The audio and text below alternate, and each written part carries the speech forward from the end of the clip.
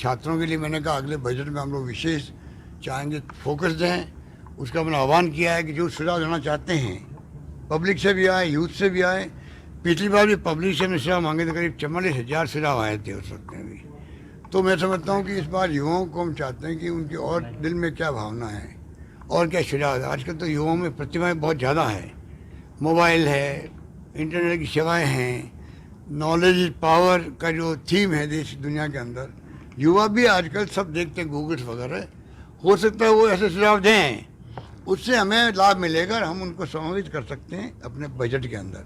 ये इस प्रकार की सोच के साथ हम चल रहे हैं। यदि उनको नौजवानों की 4 साल बाद सूद आती है तो ये दुर्भाग्यपूर्ण है, क्योंकि 70 लाख बच्चों ने परीक्षा दी थी, 1 लाख को नौकरी दी है। 69 लाख के लिए राजस्थान में कोई रोड मैप नहीं है उनकी बेरोजगारी को दूर करने का। दूसरा, कोर्ट में खास का काम हुआ रीट की चीट ने, उस पर जितने लोग आरोपित थे, जिस तरीके के चर्चाएं हुई थी, किसी एक भी व्यक्ति के खिलाफ कोई कार्रवाई नहीं हुई। ये सीधा सीधा नौजवानों के खिलाफ छलावा था। तो मुझे लगता है कि अब वो जो कहेंगे वो लीपापोती है।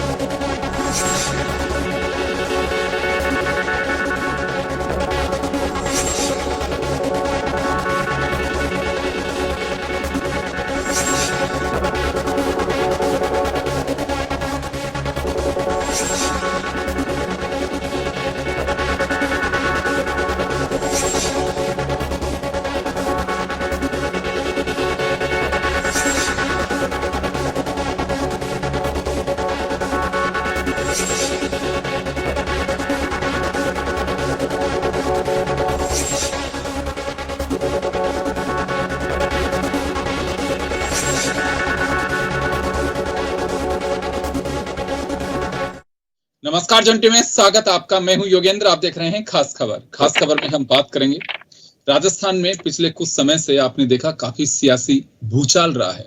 ये इस वजह से कह रहा हूं मैं कि भारत जोड़ो यात्रा रही हो या फिर सरकार के 4 साल पर होने वाले जनता के बीच के कार्यक्रम हो या बीजेपी के जन आक्रोश यात्राएं और फिर उसके बाद सभाएं, ये तमाम जो कवायद दिखाई दी है, चाहे सत्ता पक्ष की हो, चाहे विपक्ष की हो, चाहे विरोधी दलों की हो, आने वाले विधानसभा सत्र में इसकी छाया साफ दिखाई देगी। ये गहलोत सरकार के तीसरे कार्यकाल का आखिरी बजट सत्र होगा और इसी साल चुनाव होने हैं। लिहाजा महत्वपूर्ण है कि हर चीज बड़े अंदाज से, बड़े सलीके के साथ में पेश करने की कोशिश की जाएगी। सरकार अपनी ओर से ये देखेगी कि ये निष्कर्ष का साल है और हम जनता तक तमाम चीजों को पहुंचाने की कोशिश करें। विपक्ष का ये होगा कि सरकार को घेर करके हम जनता के बीच उन मुद्दों को कैसे लेके जा सकते हैं कि सरकार का ये फेल्योर रहा है। होना भी चाहिए, यही डेमोक्रेसी की खूबी है, और जिस पवित्र सदन में चर्चा होती है उसे लोकतंत्र का पवित्र मंदिर कहते हैं। वहीं चर्चाएं होनी चाहिए। अगर जनता की आवाज वहीं बुलंद नहीं होगी तो फिर बेकार है बैठना। ये मलाल रह जाएगा उन विधायकों को अगर कोई बात नहीं कर पाते हैं तो। खैर, लेकिन जैसे मैंने कहा कि यात्राओं का असर दिखाई दे सकता है, विधायकों के इस्तीफे और वापस लेने की जो चर्चा है, एक दिन पहले ही भाजपा ने बैठक करके और विधायकों को आने वाले दिनों में ताकीद किया जा सकता है, बुलाया जा सकता है। विधायक दल की बैठक सत्र शुरू होने से पहले तो वैसे होती रही है, फिर होगी, और ये बड़ी आक्रामक रुख के साथ में बीजेपी उतरेगी। सत्ता पक्ष उसी तरह से तेवर के साथ में जवाब देने को भी आतुर रहेगा। तो चले हम चर्चा शुरू करेंगे। हमारे साथ राजस्थान विधानसभा के दो दिग्गज ऐसे जुड़े हैं जिनको एक एक्सपीरियंस है असेंबली का।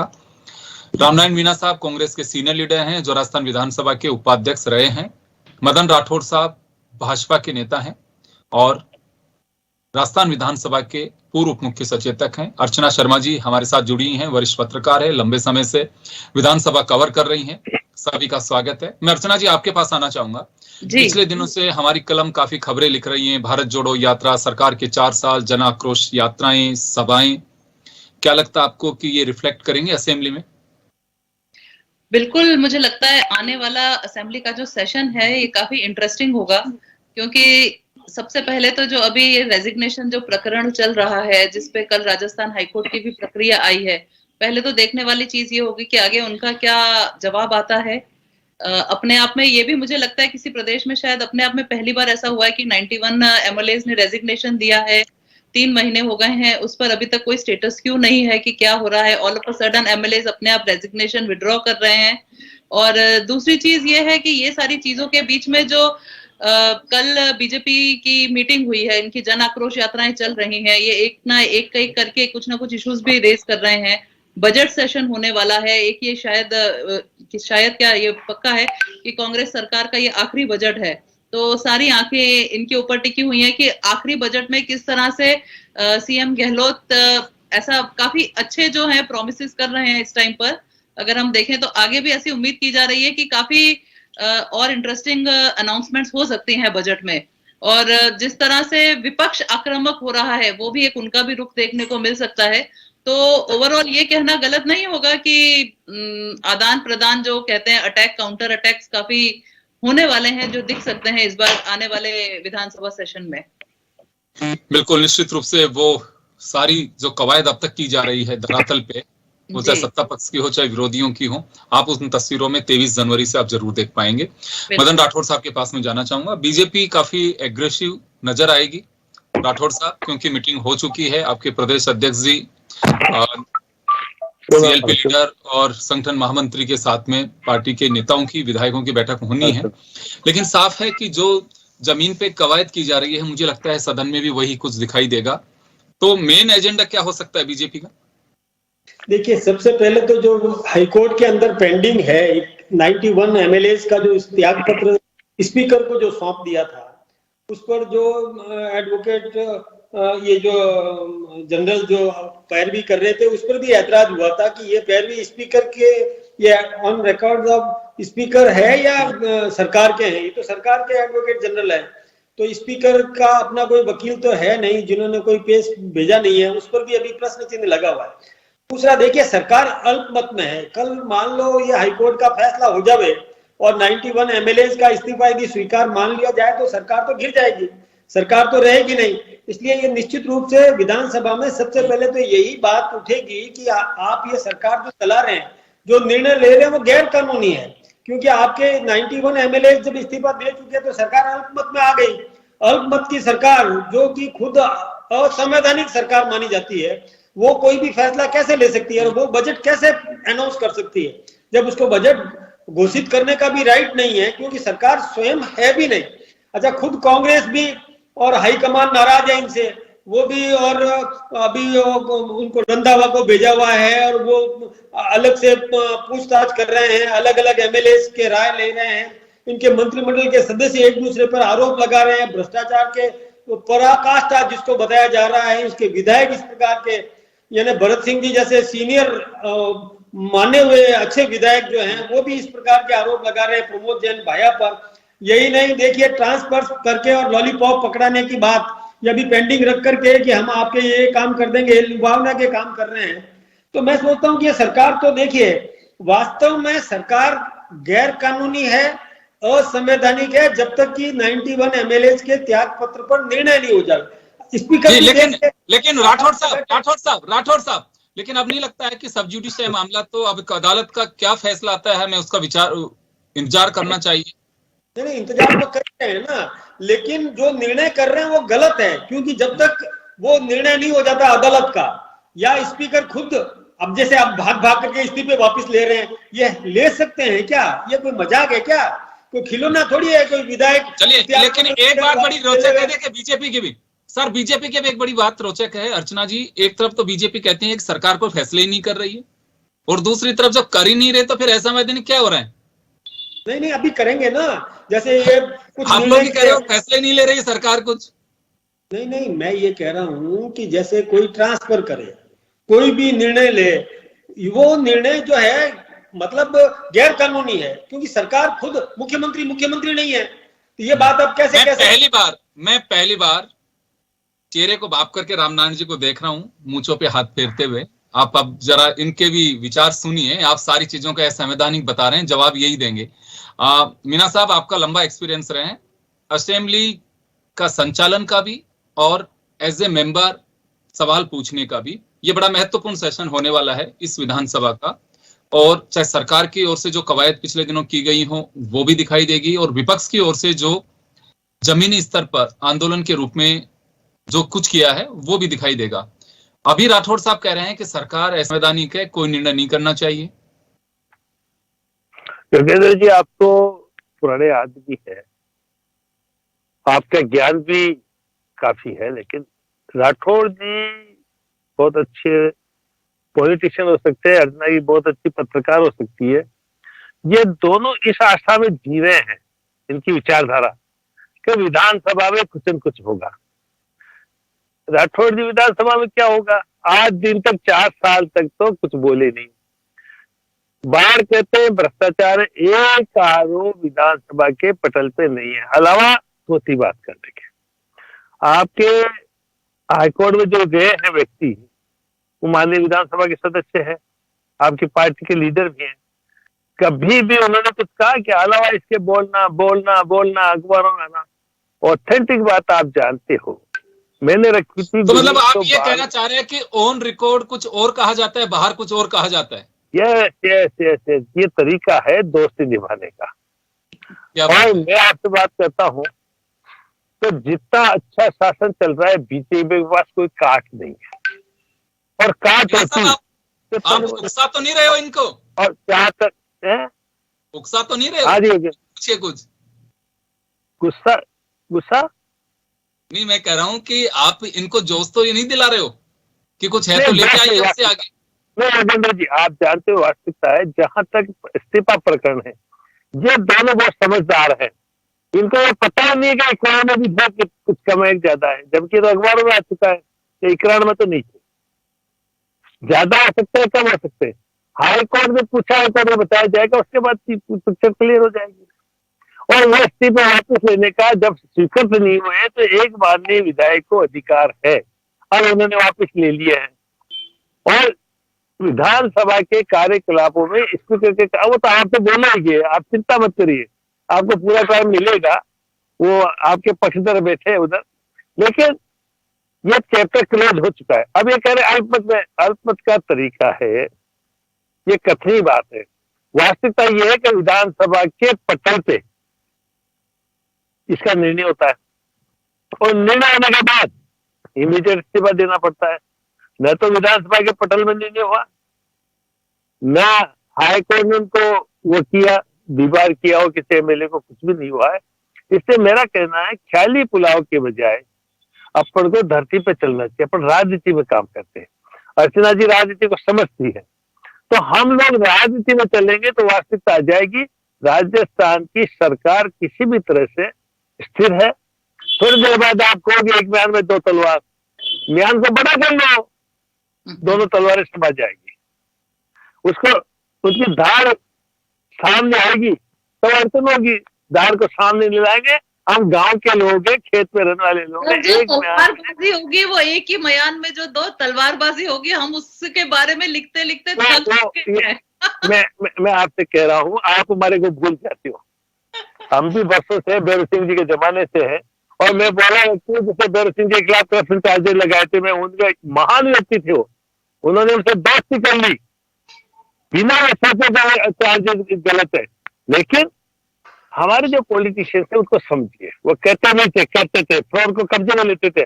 आज विधानसभा में एक भी अपोजिशन में लीडर नहीं है जो फ्लोर को कब्जे में ले। इसलिए आदरणीय कटारिया जी बोलेंगे अखबार आ जाएगा, राठौड़ साहब बोलेंगे अखबार आ जाएगा, और मदन जी किसके सोच उड़ाएंगे। इसलिए ये जो है राजस्थान का माहौल बीजेपी के खिलाफ है। बीजेपी में कोई लीडरशिप नहीं है, और बीजेपी के जो झगड़े हैं वो विधानसभा में कांग्रेस के शासन की बढ़ाई करेंगे, या फिर कांग्रेस अपने ढंग से विधानसभा चलाएगी, और ये ज्यादा से ज्यादा बहिष्कार करेंगे, जो मदन जी जानते हैं, बहिष्कार करके वाकओवर गवर्नमेंट को दे देंगे। इसलिए मैं तो योगेंद्र जी जानता हूं कि आपने अच्छा सब्जेक्ट चुना है, लेकिन जब इस्तीफा प्रकरण वापिस आ गया तो आपको भी सोचना चाहिए कब क्या होगा। इस्तीफा वापिस ले लिए, हाईकोर्ट इसके खिलाफ कोई डिसीजन लेने की स्थिति में कानूनी तौर पर भी नहीं है, कॉन्स्टिट्यूशनल भी नहीं है, और अपनी जो बहस करनी है अपन करिए। लेकिन कांग्रेस सरकार ईमानदारी से शासन कर रही है, सब मिलकर के ये कर रहे हैं। दो व्यक्ति आपस में कोई बात तकरार आ जाती है परिवार में, तो कहीं ना कहीं उसका सोल्यूशन हो जाता है, जो हो जाएगा। जी चलिए, आपने कई चीजें बड़ी रोचक तरीके से पेश की हैं।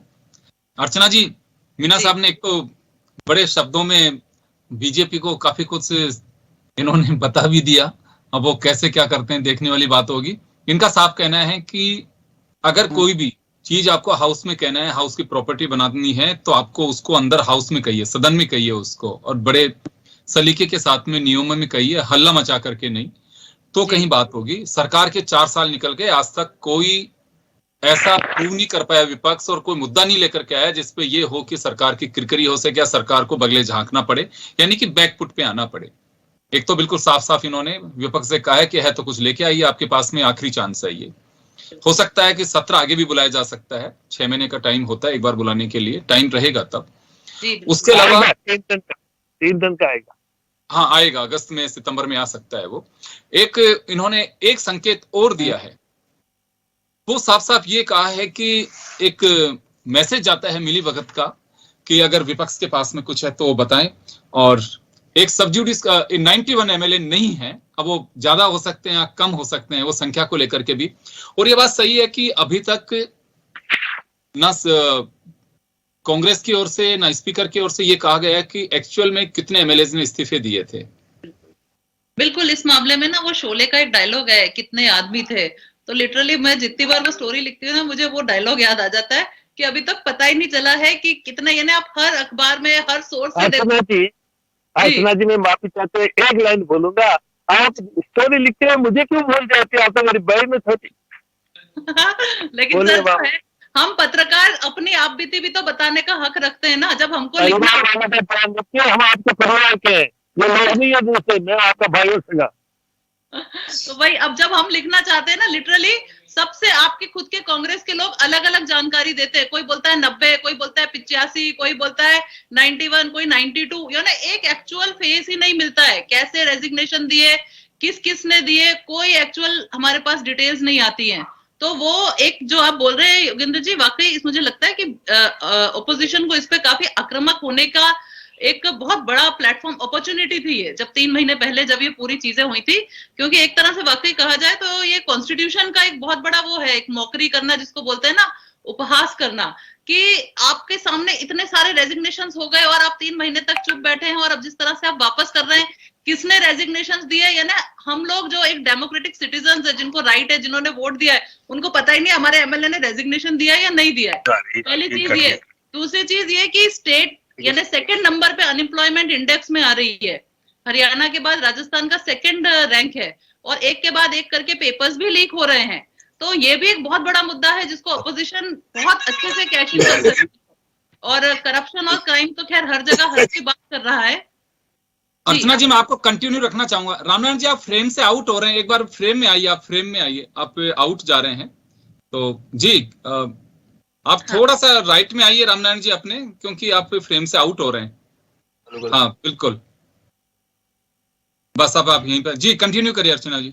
जी हाँ, तो ये ना ऑपोजिशन के पास वाकई बहुत सारी बहुत बड़ी अपॉर्चुनिटीज हैं जिसको वो यूनाइटेडली एक मत होके लड़ सकते हैं। ये छोटे मुद्दे नहीं है, अपने आप में बड़े मुद्दे हैं।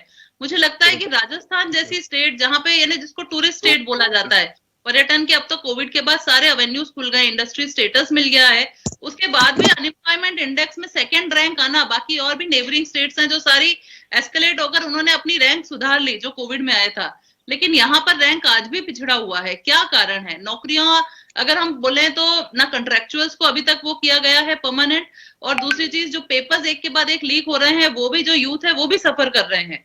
तो मुद्दे तो बहुत है, क्राइम, लॉ एंड ऑर्डर तो एक अपने आप में इशू बना ही हुआ है।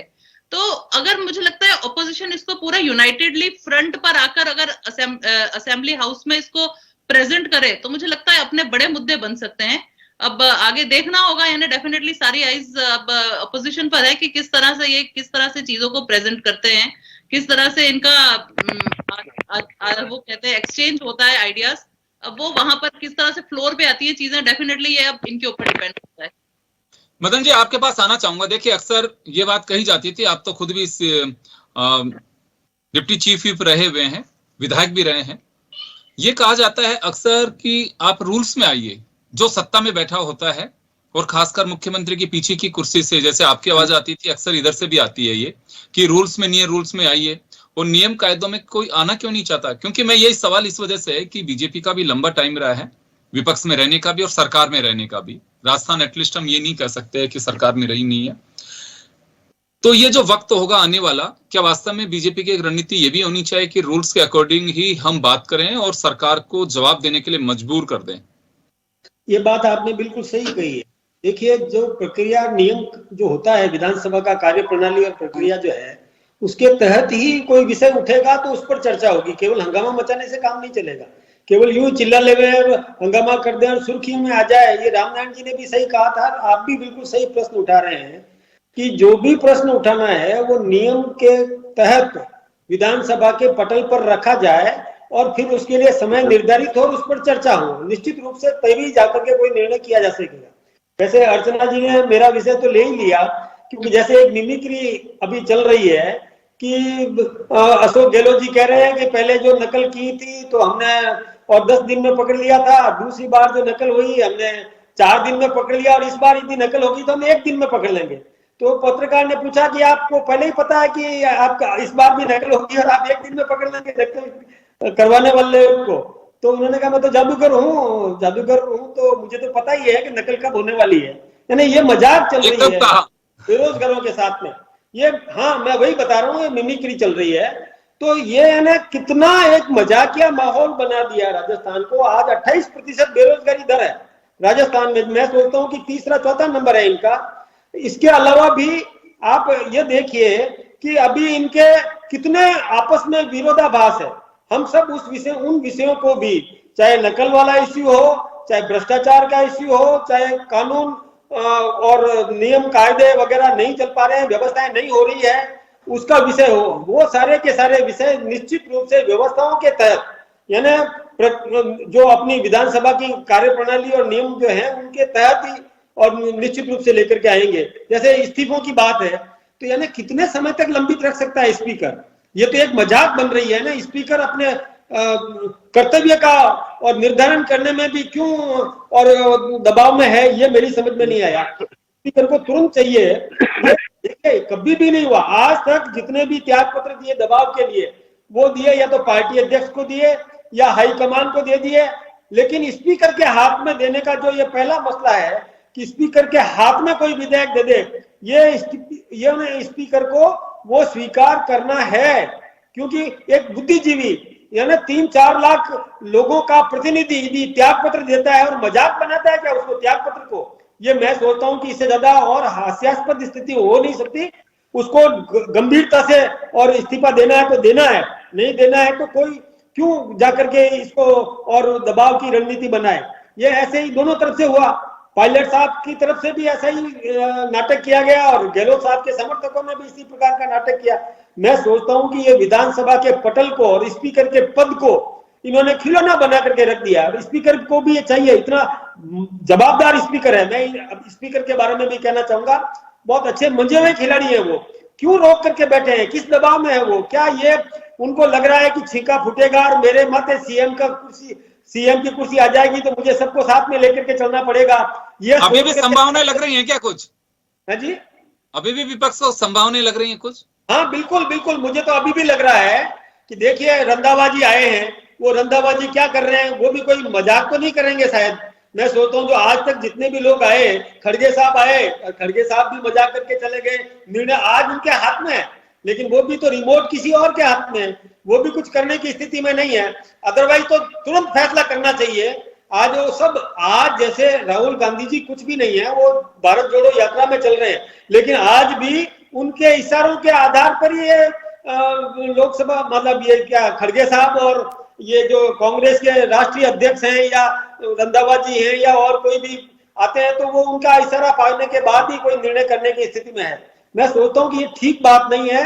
ये कठपुतली अध्यक्ष नहीं चाहिए, अध्यक्ष होना चाहिए, लेकिन ये कर नहीं पा रहे हैं। इसी प्रकार से स्पीकर को भी अपना निर्णय तुरंत करना चाहिए। इस बार देखिए कई मुद्दे उठेंगे, कानून व्यवस्था का मुद्दा उठेगा, भ्रष्टाचार का मुद्दा उठेगा, कितने लोगों को ये ट्रांसफर इन्होंने किया, कैसे कैसे लोगों को किस किस प्रकार से कहां पर लगाया गया, ये सारे विषय आएंगे। इनके आंतरिक जो विरोधाभास है, जो मंत्रिमंडल के सदस्य क्या क्या बोल रहे हैं, उन विषयों को भी लिया जाएगा। विधायक कितने आरोप लगा रहे हैं भ्रष्टाचार के, वो सारे विषय आएंगे। अभी तो देखिए ओल्ड पेंशन स्कीम इन्होंने लागू की, केंद्र से वो पैसा भी इनके पास नहीं आया, तो क्या ये उनके कौनी के गुड़ लगाया कर्मचारियों को, उनको कहां से देंगे, ये पेंशन कहां से चुकाएंगे? इनके पास व्यवस्थाएं नहीं है। केंद्र के और इनके आपस में तालमेल क्यों नहीं बन पा रहा है? क्योंकि ये केवल लॉलीपॉप पकड़ने के लिए ओपीएस लागू कर दिया। मैं सोचता हूं कि ये कर्मचारियों के साथ भी धोखा है। इसी प्रकार से ये सारे बिंदु आएंगे। चलिए एक सवाल मैं बिल्कुल मैं रामनारायण जी से जवाब दिलवाता हूं। सर रामनारायण जी, एक जवाब आपकी ओर से बनता है कि विकास को लेकर के एजेंडा होना चाहिए। मेरा सीधा सा सवाल ये आपसे कि क्या वास्तव में सत्ता पक्ष के सदस्यों चाहे विपक्ष को, ठीक बात है फ्लोर मैनेजमेंट सत्ता पक्ष का होता है, यूं अगर हम देखें बीएससी की बैठक के बाद एक हाउस को ऑर्डर में लेके आना और चलाना स्पीकर के साथ साथ सभी सदस्यों की एक जिम्मेदारी बनती है। क्या लगता है आपको कि वास्तव में विपक्ष को हंगामा करे, हल्ला करे, या सत्ता पक्ष के लोग हों वो भी कई बार हल्ले के साथ हल्ले की भेंट चढ़ा देते हैं? ये महत्वपूर्ण टाइम होगा प्रदेश की जनता के लिए, क्या वास्तव में रूल्स को फॉलो करना चाहिए? वैसे मदन जी बहुत अच्छी भाषा बोल रहे हैं, ये बहुत एक्टिव है, लेकिन ख्याल तो अच्छे हैं। गालिब दिल बेलानी को, इनका तो क्यों दिल बेला रहे, जो इस्तीफा ऑफिस हो चुके हैं उनके बारे में कह रहे हैं ये भी प्रकरण आएगा, वो तो चैप्टर क्लोज हो गया, उससे कोई मतलब नहीं। और आप स्पीकर के खिलाफ विधानसभा में कोई रेजुलेशन ला नहीं सकते, अलावा अविश्वास प्रस्ताव, वो चैप्टर खत्म हो गया। और जहां तक हल्ला की बात है, हल्ला तो इसलिए बोला जाएगा ताकि सत्ता पक्ष सुरक्षित रह जाए। बोल लेंगे, मैंने आपसे पहले ही कह दिया, बोल लेंगे।